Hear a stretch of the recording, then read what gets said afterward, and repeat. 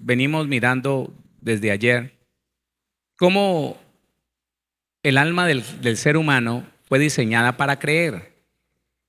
Pero cuando esa alma engendrada en un cuerpo humano, ya asignada a un cuerpo humano, un cuerpo que recibió la herencia del pecado de Adán, el alma inmediatamente se cargó de toda esa contaminación del pecado y todos nosotros nacimos con una semilla de pecado, que si no nacimos haciendo lo malo fue porque no teníamos la capacidad, porque no teníamos la fuerza, porque no teníamos el poder para hacer lo malo. Sin embargo, podemos ver cómo un niño, dependiendo su voluntad, muy pequeño, recién nacido, grita y no quiere sino lo que él quiere. Y quiere hacer su voluntad y se llena de ira y se pone rojo y muchos se ahogan. ¿Y nacieron con ira? Sí. Nacieron con una ira impresionante porque ya su cuerpo y su alma fueron contaminados por ese pecado, por esa naturaleza pecaminosa de Adán. Entonces, este ser humano empieza a crecer, empieza a recibir diferentes experiencias, no buenas, por cierto, experiencias del rechazo, del abandono, de la soledad, del maltrato, y empieza esta persona, esta alma, a alejarse de la aceptación de todo lo que tenga que ver con un Dios bueno. Claro, porque cuando se le presenta al Señor Jesucristo a una persona, la persona dice, bueno, ¿y dónde estaba Él cuando a mí me maltrataban? ¿Dónde estaba Él cuando yo me tenía que esconder del miedo porque mi papá llegaba con ganas de matarnos a todos nosotros?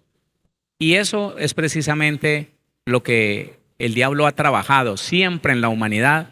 Satanás ha trabajado la forma de dañar la persona desde muy niño para que llegue un día en que teniendo conciencia, siendo consciente de que es un adulto, no pueda confiar en Dios. Y no pueda confiar simplemente porque sus experiencias han sido terribles, tremendas. Le repito, muchas personas me han dicho, pastor, y si Dios es bueno, ¿por qué permitió que yo naciera en la peor familia del mundo? Con el peor papá, con el más dañino, el más irresponsable. ¿Por qué? ¿Por qué cuando me violaban él no hizo nada? A mí me lo han preguntado.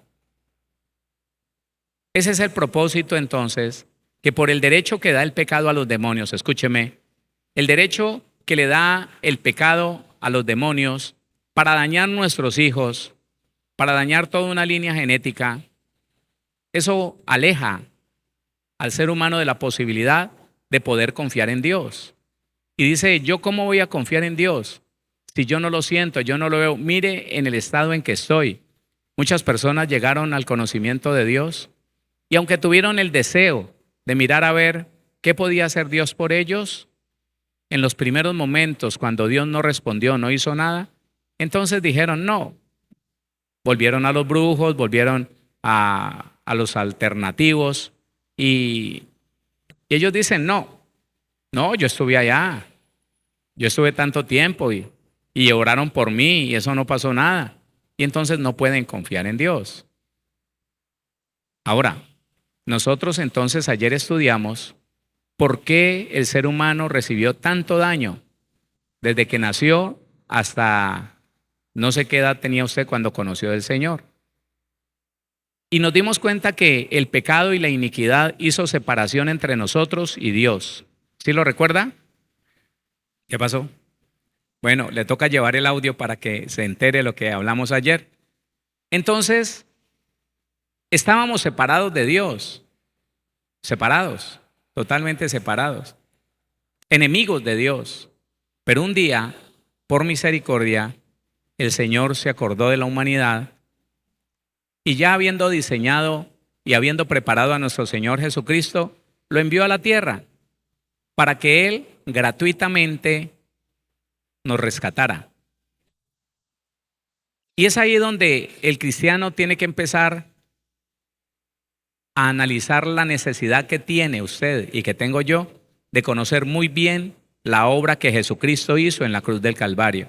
Escúcheme, Si usted no se interesa tanto en lo que el Señor Jesucristo hizo en la cruz del Calvario, como lo que te entregó en un paquete llamado la salvación, si nosotros no nos interesamos en eso, puede ser que no alcancemos nunca, escúcheme, por más tiempo que vivamos en esta tierra y que digamos que somos cristianos, tal vez nunca alcanzaremos una verdadera confianza en Dios. Tal vez nunca nos vamos a sentir confiados de que Dios puede hacer conmigo lo que quiera, porque lo que Él quiere hacer es lo mejor. De hecho, ya lo preparó todo para que a mí me vaya bien. A veces no se entiende eso y el cristiano no puede caminar como con esa confianza, con esa certeza. Y está, pues yo no sé, pero pues es que yo creo. Y a veces al cristiano se le viene la idea de que no es obedeciendo a Dios que le va a ir bien, sino que le toca hacer una que otra torcedura por ahí, alguna que otra ilegalidad. Y no, no es así. Entonces, mire, la Biblia dice que fuimos reconciliados, ¿sí o no? Conectémonos desde aquí porque es muy importante que usted lo recuerde bien. Romanos capítulo 3, versículo 23. Esto lo explicamos. Léalo conmigo. Por cuanto todos pecaron, ¿usted pecó antes de nacer? Por cuanto todos pecaron y están destituidos de la gloria de Dios. Nunca se le olvide eso para que cuando alguien le requiera, le inquiera, ¿por qué un niño sin haber pecado, sin haber hecho ni bien ni mal, en el vientre de su madre ya recibió un daño, cualquiera que sea? El cristiano tiene que estar muy seguro de quién es y conocer muy bien la historia de la humanidad para que no se deje intimidar de nada ni de nadie y no terminemos nosotros por ahí creyendo en cuentos raros, porque como que no nos satisface lo que entendemos de Dios, como que no nos parece justo. No, hermano, sencillo. Desde el primer momento el Señor le dijo a Adán que él y su descendencia habitarían la tierra, gobernarían la tierra y serían los gobernadores, los señores de la tierra. Pero si pecaban, morirían. Esa fue la palabra. Y la palabra muerte es separación. Serían separados de Dios y de su propósito. Adán fue separado por el pecado, separado del propósito de Dios. Y empezó a caminar cada vez más mal. Su descendencia empezó a pecar y el pecado llegó a un punto tal que en Génesis la Biblia dice que el hombre, todo designio del hombre era hacia el mal, pero que había un solo hombre que halló gracia delante del Señor, y este fue Noé. Por Noé se reinició, oiga, por Noé se reinició todo el cuento de la creación. El Señor acabó con toda la humanidad menos con Noé y su familia. Pero el hombre, aunque no se desaforó de esa manera, aunque no se pervirtió de esa manera tan rápida como estaban antes del diluvio, siguió haciendo lo malo. Y por hacer lo malo, entonces recibió la retribución de su iniquidad él y sus hijos. Porque los hijos hoy en día son engendrados bajo pecado. Y la Biblia lo dice claramente. Tenemos que entender eso. Póngale cuidado. Le voy a poner un solo ejemplo para que veamos que sí podemos confiar en Dios. Póngale cuidado. Se unen un hombre y una mujer. El hombre viene de una familia donde los varones de la familia, el papá, los tíos, mujeriegos como ellos solos, niegan a sus hijos, engendran hijos por allí y los niegan. En otros casos, obligan a las mujeres que han tenido a que aborten. Eso. Tomadores de licores impresionantes, mentirosos, estafadores. Dicen que pagan y no pagan. Viene de una familia donde las mujeres son buenas mujeres, pero el papá es una persona violenta, es una persona que ha golpeado a su mamá toda la vida, que a patadas le ha hecho abortar 1 o 2 hijos, que los ha amenazado de matarlos siempre. Y esa mujer, buena mujer, pero con una carga, una herencia impresionante, se une a ese hombre. Un hombre que trae una carga de muerte impresionante, de muerte. Engendran un hijo. ¿Cuánto derecho tendrá un demonio para dañar esa criatura que fue engendrada en el vientre de esa mujer? Pues mucho. Y ese demonio le va a hacer lo más que pueda. Si puede, lo va a matar. Si los abortos, si el engaño, si el pecado de ellos dos reunidos en uno le alcanza para no dejar vivir esa criatura, esa mujer no va a poder tener nunca un hijo. Todos se le van a venir como novedades. Pero hubo uno que se desarrolló, que empezó a crecer en el vientre de su madre, pero antes de nacer dijeron: ve, qué tremendo, viene como con un daño cerebral, viene como con un soplo en el corazón, viene con un problema. Y la persona inmediatamente levanta la voz y dice cosas feas. ¿Pero por qué? Y no se reconoce que es por el derecho que le dio el pecado a uno o más demonios, que hoy en día una criatura que no ha hecho ni bien ni mal puede estar enfermo, enferma, puede tener la falta de un órgano, de una extremidad, un problema cerebral, nació ciego. El mundo no entiende eso. Pero bueno, nació. Ahí con problemas creció. Un día conoció al Señor. La Biblia dice entonces, versículo 24, siendo justificados gratuitamente por su gracia. Cuando una persona es justificada, la Biblia dice que le fue retirado el pecado, le perdonó todos los pecados. ¿Cuántos fueron perdonados en todos sus pecados? Entonces, usted fue justificado. Usted fue justificada, ¿sí o no? Entienda eso, mi hermano. Ya no hay pecado sobre su vida. No. Ya usted no tiene por qué tener temor de que venga la consecuencia de ese pecado sobre usted o su descendencia. No. No, para nada. Porque Dios no dice mentira cuando dice, siendo justificado gratuitamente por su gracia, mediante la redención que es en Cristo Jesús. Redimir, rescatar, recomprar.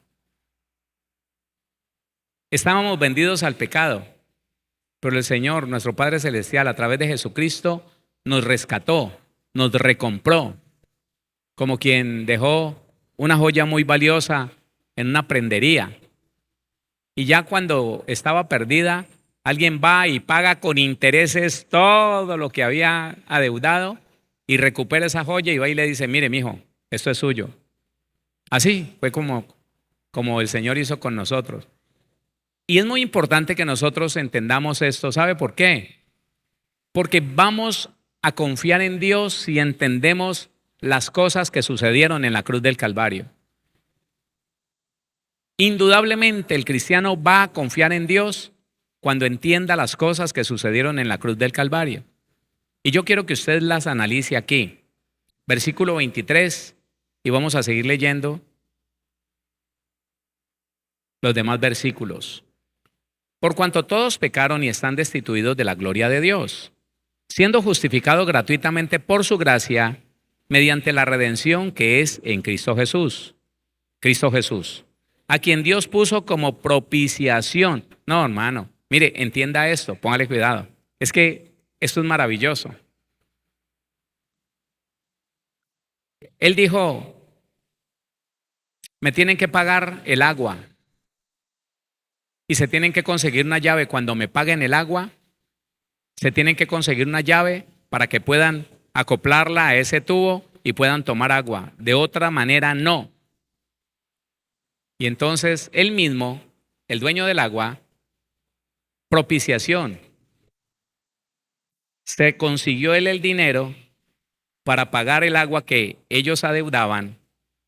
Propiciación. Él mismo consiguió el dinero y se lo autopagó. Ya están en paz ustedes, pero no tienen llave. Venga, yo tengo una por aquí. Acóplela, téngala, tomen agua. ¿Quién lo dispuso todo? ¿Quién? Dios. Entonces entienda eso. El Señor, a través de Jesucristo, gratuitamente nos justificó de todos los pecados, nos redimió.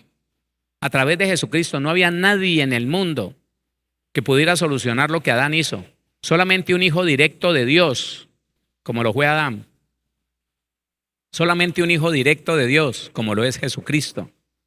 Y mire que dice que Dios puso a Jesucristo, su hijo, como propiciación. ¿Sabe qué significa la palabra propiciación? Póngale cuidado. Dice, expiatorio, lugar o cosa, es decir, concretamente víctima. Dios mismo entregó la víctima para que se la sacrificaran a Él, para Él quedar satisfecho por el pecado de todos nosotros. No había víctima en el mundo y Él la dio. Dijo, venga, pues yo les doy la víctima, la única que yo acepto es mi hijo. Téngalo, ahí está, ofrézcalo. ¿Podremos confiar en ese Dios que entregó a su único hijo santo, limpio, justo? ¿Podremos confiar en que Dios no quiere nada malo con nosotros o no? Mediten eso, hermano. Porque el cristiano que no conoce todavía tiene temor. ¿Será que sí? ¿Y será que Dios no me va a desbaratar? ¿Será que Dios no me va a deshacer? ¿Será que con todo lo que he hecho yo de malo? ¿Será que? No, por el contrario. Él se consiguió él mismo. Se consiguió la ofrenda por el pecado. Él mismo levantó de sí mismo una ofrenda por el pecado, Jesucristo. Y lo presentó a nombre suyo y mío. ¿Podremos confiar nosotros en el Señor o no? Mire, dice, víctima expiatoria, o específicamente la tapa del arca en el templo. Ahí está. Propiciación.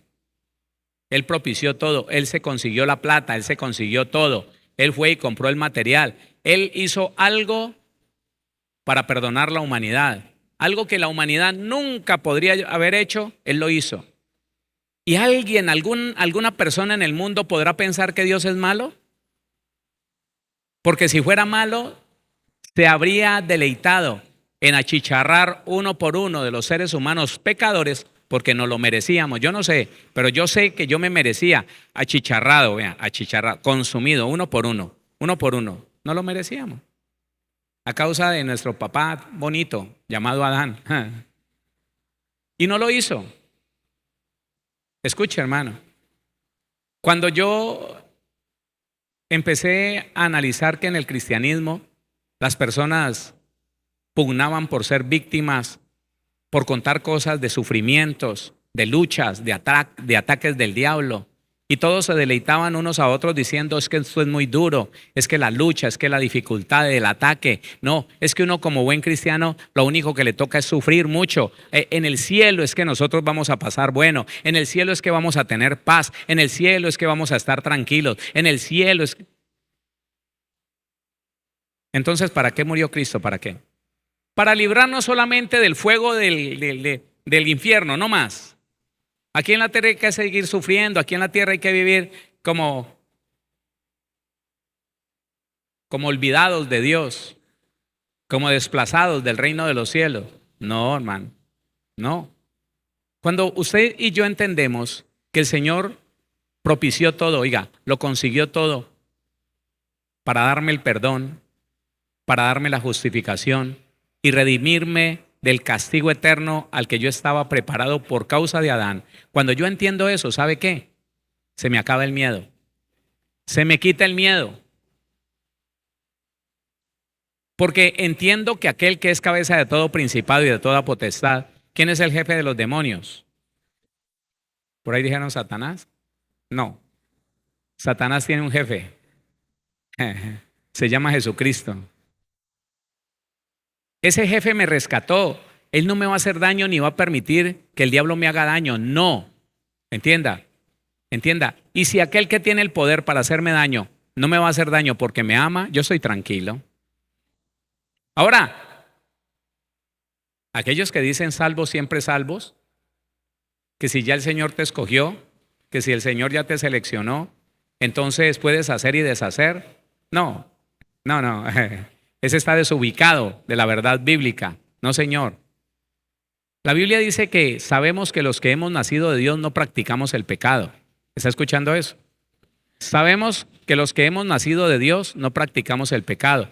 Pues aquel que fue engendrado por Dios, o sea, Jesucristo, le guarda. ¿Y el maligno? ¿Qué pasa con el maligno? ¿Qué pasa con el maligno? Eso, no le toca, no le toca. ¿Cómo no estar agradecidos con Dios? Mire, yo con 36 años y medio, yo estoy seguro que yo no habría sobrevivido 5 años más. No. Con 36 años y medio que conocí al Señor, por causa de las consecuencias naturales de mi pecado, estaba a punto de una cirrosis hepática, tenía colapsados mis músculos del cuerpo. Hermano, yo tomaba porque sí, porque no. Empecé a tomar desde mi primera comunión. La primera rasca me la pegué con vino en la primera comunión de 8 años. Y toda esa consecuencia me dio hepatitis. Tenía un montón de cosas. Y el Señor entregó a su Hijo para darme vida y vida en abundancia, porque yo conocí del Señor. Escúcheme, yo conocí del Señor. Yo no he botado 2 licencias de conducción, una de motocicleta y una de carro. ¿Sabe por qué? Porque en una la saqué 1 año antes de conocer al Señor y la otra la saqué y me tomaron la fotografía 1 año después. O sea, entre una fotografía y otra hay 2 años de diferencia. Y usted viera cómo en 2 años, mientras que la primera foto cuando no tenía a Cristo era como hinchado, había muerte en mi mirada, en mi rostro. A los 2 años, hermano, no, ese jovencito todo fuerte, todo hermoseado, sin pelo pero hermoseado. ¿Por qué ríe? Entonces, hermano, mire, ¿cómo no confiar en Dios? Pregúntese, ¿cómo no voy a confiar en Dios si Él lo hizo todo para tenerme en su familia? Ahora voy a tener miedo que de pronto que... Por eso es que a Dios no le agradan esos profetas que insisten en seguir con la función de los profetas del Antiguo Testamento. A Dios no le agrada. ¿Sabe por qué? Porque la gran mayoría de ellos son terroristas. Empiezan a hablar de 3 días de oscuridad. Empiezan a hablar que se va a venir un monte sobre una ciudad. Hablar un montón de cosas, hermano, que nunca se cumplen. Y en vez de colaborarle al Señor para que todos estemos confiados en Dios y que podamos caminar en esa confianza, con santidad, con obediencia, conociendo cada día más al Señor, metiéndonos en ayuno y en oración para que nuestra fe crezca, para que las ligaduras de impiedad sean desatadas. No. El cristiano lleno de temor, de ansiedad, es que las cosas como están, eso quiere el diablo. Le digo una cosa, el arma del diablo es el temor, el miedo. Otra vez, ¿sabe cuál es el arma más poderosa que tiene Satanás sobre el cristiano? El miedo. Y se lo he dicho y se lo repito, si alguno de nosotros reconoce que tiene espacios, cuadros de ansiedad, de temor, de miedo, de pánico, hermano, busque ayuda. Usted no fue diseñado para eso. Jesucristo no padeció lo que padeció para que vivamos de esa manera, hermano. No se resigne a vivir como Dios no lo diseñó para vivir. Usted y yo fuimos diseñados para estar confiados en el Señor. Esforzándonos, sí, claro, enfrentando las dificultades y los problemas que resulten, pero felices, con alegría, con gozo. Escúcheme, es posible enfrentar cualquier situación sin perder la paz y aún sin perder la alegría y la confianza en Dios. Pero cuando no se conoce la obra del Señor Jesucristo en la cruz, sencillamente hay una gran incógnita en el cristiano. ¿Será que Dios me quiere castigar? ¿Será que mañana me va a dar una enfermedad bien horrorosa? ¿Será que ¿Será que voy a perder el dinero? ¿Será que yo no me doy cuenta y Dios me quiere castigar? ¿O por lo que hice allá cuando era un jovencito, será que me van a venir las consecuencias? Usted no sabe quién es, ni quién es Cristo, ni lo que hizo Cristo en la cruz del Calvario. No se da cuenta. Y por eso para muchos es difícil confiar en Dios. Usted y yo podemos confiar en Dios. Cuando vemos cómo Dios gratuitamente todo lo hizo, un plan perfecto para Él estar satisfecho, porque escuche esto, iglesia, Dios, como un Dios justo que es, le quedaría muy mal que la historia dijera que simple y sencillamente así, de una manera arbitraria, determinó perdonar a unos y condenar a otros. No. Él dijo, alguien tiene que pagar por el pecado de la humanidad. Un hombre pecó. Un hombre de esa misma calidad tiene que pagar por el pecado. Y el Señor dijo, ahora vengo yo. Aquí vengo yo. Sacrificio y ofrenda por el pecado no quisiste. Dame un cuerpo.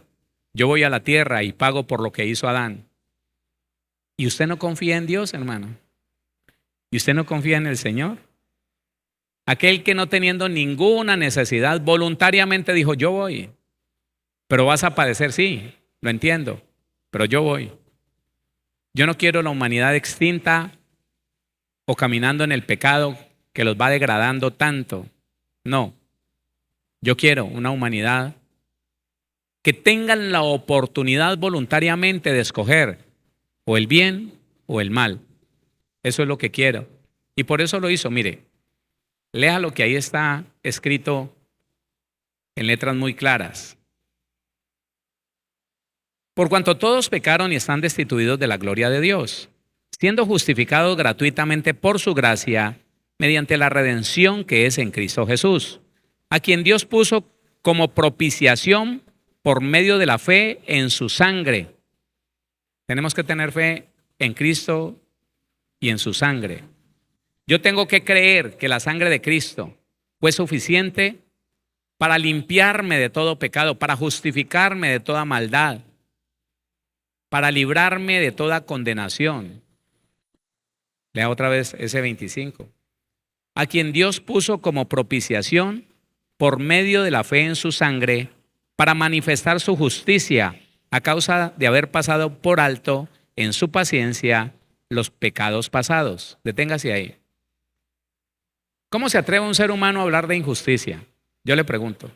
¿Cómo se atreve un ser humano a decir que el mundo es injusto o que Dios es injusto o que a él le cometieron una injusticia? ¿Cómo se atreve? Si la Biblia nos dice a nosotros que ¿quién nos podrá hacer el mal si nosotros hacemos lo bueno? Esa es la pregunta. Si usted hace el bien, si no se mueven ilegalidades, si no consigue las cosas con mentiras, ¿quién le puede hacer daño? La respuesta es nadie. Y el cristiano dice que cometieron injusticia con él. Es que el pastor me persigue. Es que hay un director de grupo que me la montó y me persigue. Eso no existe, hermano. ¿Qué estás haciendo? Para que te venga como consecuencia natural el hecho de que te están reprendiendo, te disciplinaron. ¿Qué estás haciendo? Y entonces cuando el hombre se queja, cuando el ser humano, sobre todo el cristiano, se queja, está dejando mal la obra de Cristo en la cruz. Oiga, nos salvó para ponernos a sufrir, nos salvó para divertirse con nosotros, haciéndonos pasar oprobios, para ponernos del hazmerreír del mundo. Mire, ¿para qué me salvó entonces? Porque no entienden. Así como no entienden cómo es que un niño sin haber pecado puede ser tocado por una enfermedad o por cosas terribles. Así no entienden, hermano. Muchos cristianos no entienden que si es verdad que estamos haciendo lo bueno, lo justo, lo recto, lo que es lícito, estamos agradando a Dios. Y si agradamos a Dios, Él, aún a nuestros enemigos, hace estar en paz con nosotros. A quien Dios puso como propiciación por medio de la fe en su sangre, para manifestar su justicia. La justicia de Dios, ¿sabe cuál fue? Entregar al santo por los pecadores. Otra vez. ¿Sabe cuál es la justicia de Dios? que el que no había pecado muriera en su lugar. ¿Y alguien se atreve a hablar de injusticia? Si nosotros fuimos salvados gratuitamente por un hombre santo, puro, limpio, que jamás cometió pecado. ¿Ah? La justicia de Dios es esa: echar sobre Jesucristo nuestros pecados y mandarlo y hacer con él un juicio sin misericordia por usted y por mí. Mire, nunca se ha hecho un juicio sin misericordia como el que el Señor, nuestro Padre, hizo con Jesucristo. Jesucristo fue el único que sufrió un juicio sin misericordia. ¿Y sabe por qué? Para que al Señor Jesucristo ponerlo a pagar todo el pecado de la humanidad, entonces, ahora sí, a causa del sacrificio de Cristo, tener misericordia de usted y de mí. Esa es la justicia de Dios. Y el cristiano que ignora, se atreve a hablar de injusticia, se atreve a hablar de cosas mal hechas, que es que a mí me dijeron y que me hicieron. Hermano, lo único que han hecho con usted es librarlo de la condenación y de la muerte. Eso es lo más hermoso que hizo el Señor Jesucristo. Y si vamos a hablar de injusticia, hablemos de la injusticia que es que usted y yo no estemos clavados a una cruz. Eso sí es injusto, porque el pecador no fue el Señor Jesús. El pecador fui yo, fue usted. Injusto que usted y yo no estemos clavados todos en una cruz. Eso sí es injusto. Entonces, no nos atrevamos, hermano, a hablar de que es injusto esto, que es injusto aquello. No, hermano. La injusticia se cometió con Cristo. Usted y yo tenemos todo el camino para vivir bien y disfrutar de todo lo que Dios nos dio. ¿Podemos confiar en Él o no? Dice la Biblia entonces, a quien Dios puso como propiciación por medio de la fe en su sangre, para manifestar su justicia. Dios manifestó la justicia perdonándonos. Mire, entienda que cuando usted está orando por alguien, por uno que usted considera su enemigo, no considere enemigo a ningún ser humano en la tierra. Ningún ser humano es su enemigo. Sus enemigos y mis enemigos son los demonios. No tenemos lucha contra sangre y carne, dice Efesios 6:12, sino contra principados, contra potestades, contra huestes espirituales de maldad en las regiones celestes. Contra huestes. Bueno, esos sí son nuestros enemigos. Entonces, cuando usted le dé por orar y le pida al Señor, Señor, haz justicia, ¿sabe qué está diciendo? Si usted le dice, Señor, haz justicia entre yo y mi suegra, el Señor va a salvar a su suegra, la va a perdonar, porque la justicia de Dios es Jesucristo. Y Jesucristo vino a redimir del pecado y de la maldición al hombre. Entonces, siempre que un cristiano dice, Señor, haz justicia, listo, lo voy a salvar. Por tu oración, lo voy a perdonar. Dios mío. Dice, para manifestar su justicia a causa de haber pasado por alto, Dios, tu Padre y mi Padre, pasó por alto en su paciencia los pecados pasados. Ya no los tiene en cuenta, ya los echó tras sus espaldas a lo profundo del mar. ¿Le parece bueno eso? Versículo 26. Con un propósito, con la mira de manifestar en este tiempo su justicia, a fin de que Él sea el justo y el que justifica al que es de la fe de Jesús. Podemos confiar que si somos sinceros en expresar nuestra fe, el Señor se va a ocupar de ir perfeccionando su obra en usted y en mí hasta hacer de todos nosotros, hombres y mujeres, santos y sin mancha delante de Él. Como a 4 les gustó eso. El que se comprometió fue el Señor, no nosotros. No voy a confiar que por más defectos que tenga yo, mientras que siempre vaya a la presencia del Señor, mientras que siempre sea sincero, Él no va a cumplir lo que dijo conmigo. No va a cumplir su propósito de hacer de mí un hombre santo y sin mancha. Yo sé que sí. Yo confío en que así lo va a hacer. Yo confío en que Él cada día va a perfeccionar su obra en mi vida hasta llegar a ese punto de perfección. Estando persuadido de esto, dice Filipenses 1:6, que el que inició en vosotros la buena obra la perfeccionará hasta el día de Jesucristo. ¿Lo cree o no? ¿Tiene confianza en que Dios lo hará? Ah, bueno. Dice, con la mira de manifestar en este tiempo su justicia, a fin de que Él sea el justo y el que santifica al que es de la fe en Jesús. Y empieza el versículo 27 a desarrollar algo tan hermoso, donde usted y yo podemos estar seguros de que Dios es bueno y para siempre es su misericordia. Romanos capítulo 8, leamos por favor el versículo 16, 17 y 18. El Espíritu mismo da testimonio a nuestro espíritu de que somos hijos de Dios. Ah, espérate, ¿no estábamos destituidos pues? ¿Nuestros pecados no habían hecho distancia? ¿No habíamos hecho alejar a Dios por nuestros pecados? ¿No éramos enemigos de Él pues? Y ahora nos dice la Biblia que por la obra perfecta, maravillosa, por la obra redentora de nuestro Señor Jesucristo, dejamos de ser enemigos y hoy somos hijos de Dios. Ahora medite en esto, póngale cuidado.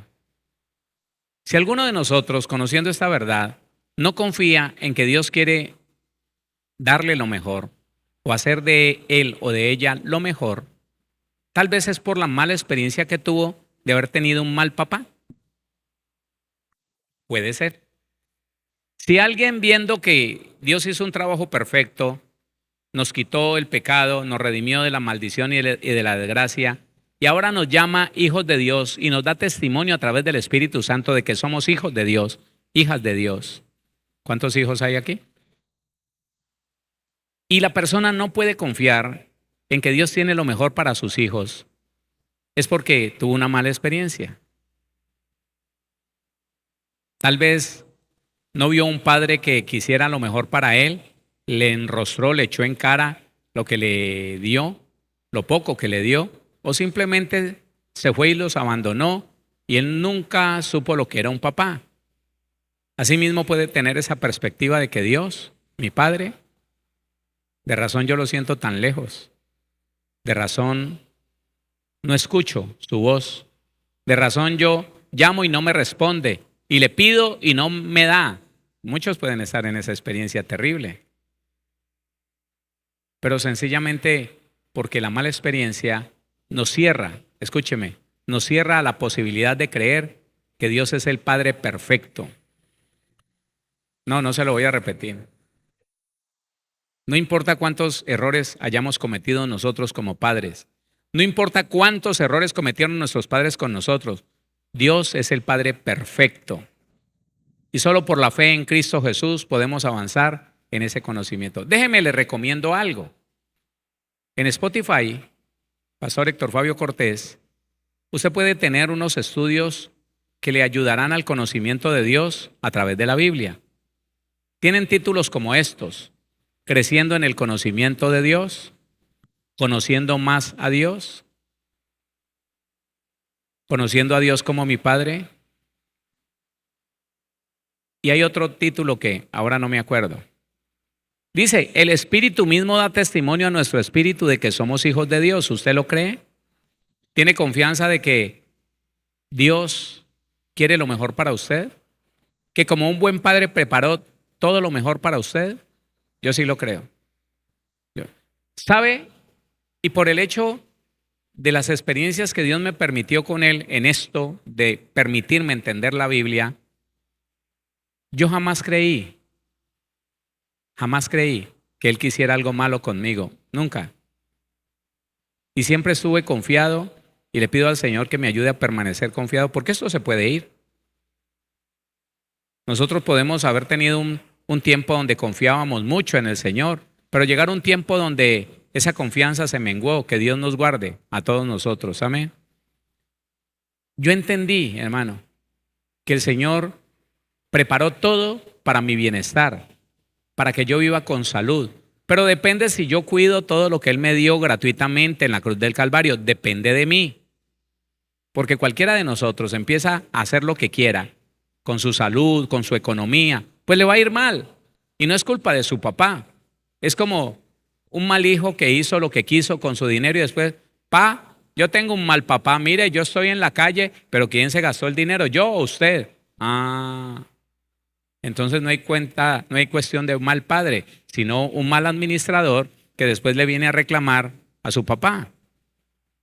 Dice el 16, el Espíritu mismo da testimonio a nuestro espíritu de que somos hijos de Dios. 17, y si hijos, también herederos. ¿Cuántos herederos? Mire esta cascarita. ¿Cuántos están esperando el cumplimiento de las promesas de Dios en su vida? ¿Sí? ¿Sí? Uy, eso tomó tanta fuerza en medio de la iglesia, hermano. Gente que ayuna y ora por el cumplimiento de las promesas de Dios. Cuando la Biblia dice, hermano, que esas promesas no eran ni para nosotros, la iglesia, ni para el pueblo judío, para ninguno de ellos. Esas promesas eran para Jesucristo y se cumplieron en Jesucristo. Jesucristo murió y los que creemos en Jesucristo recibimos herencia. La promesa hay que esperar, hermano, con una paciencia. Esperar a que el que la prometió lo cumpla. ¿Qué hubo? Yo conocí un par de esposos que el esposo hacía 17 años le había prometido a su esposa que la iba a llevar a conocer el mar. Y ni siquiera allí a Juan Chaco y a Ladrillero la había llevado. Usted y yo no estamos esperando el cumplimiento de una promesa. Las promesas se cumplieron en Cristo. Usted y yo, por el amor de Cristo, escúcheme, por la adopción que tenemos como hijos, tenemos una herencia a nuestra disposición. Ya, ahora, hoy. Solo es necesario creerlo. Solo es necesario dejar de ser niños, porque el niño no cree, el niño juega, el niño miente, el niño está confundido. Y un niño no puede heredar, no puede. Aunque es señor de todo, tiene que estar bajo tutores y curadores. A ver, le doy para el arriendo. Venga, le doy este poquito para que coma mañana. No, hoy no le voy a dar. Métase en un ayuno obligatorio. Mañana sí. ¿Qué tal? No, eso no es. Y si hijos, también herederos. Herederos de Dios y coherederos con Cristo. Aquí viene, si es que padecemos juntamente con Él. ¿De qué padecimiento está hablando? ¿De qué padecimiento está hablando? ¿Del padecimiento de Pablo? ¿Del padecimiento de Pedro, boca abajo? No, hermano. El padecimiento que trae a nuestra vida el tener que obedecer. Oiga, dice, si es que padecemos juntamente con Él, con Cristo, para que juntamente con Él seamos glorificados. ¿De qué padecimiento está hablando que tenemos que padecer juntamente con Cristo? Hebreos capítulo 5, versículo 7. Y Cristo en los días de su carne, ofreciendo ruegos y súplicas, con gran clamor y lágrimas al que le podía librar de la muerte, fue oído a causa de su temor reverente. Y aunque era hijo, por lo que padeció, aprendió la obediencia. 8, dígalo en voz alta. Y aunque era hijo, por lo que padeció, aprendió la obediencia. ¿Usted y yo somos hijos? ¿Vamos a ser obedientes? Bueno, entonces no se preocupe si hay algo que estaba entronado en su corazón y que para poder obedecer al Señor tiene que padecer y sufrir y decir, pero yo ¿por qué no puedo disfrutar de esto? No tengo derecho. Eso, así. Va a padecer, pero va a aprender a obedecer. Va a aprender a obedecer. Y ese es el padecimiento que dice la Biblia que usted y yo, como hermanos de Cristo, como hijos de Dios, tenemos que afrontar. No todo lo que usted le diga a su alma lo va a aceptar, pero en Cristo lo vamos a obedecer.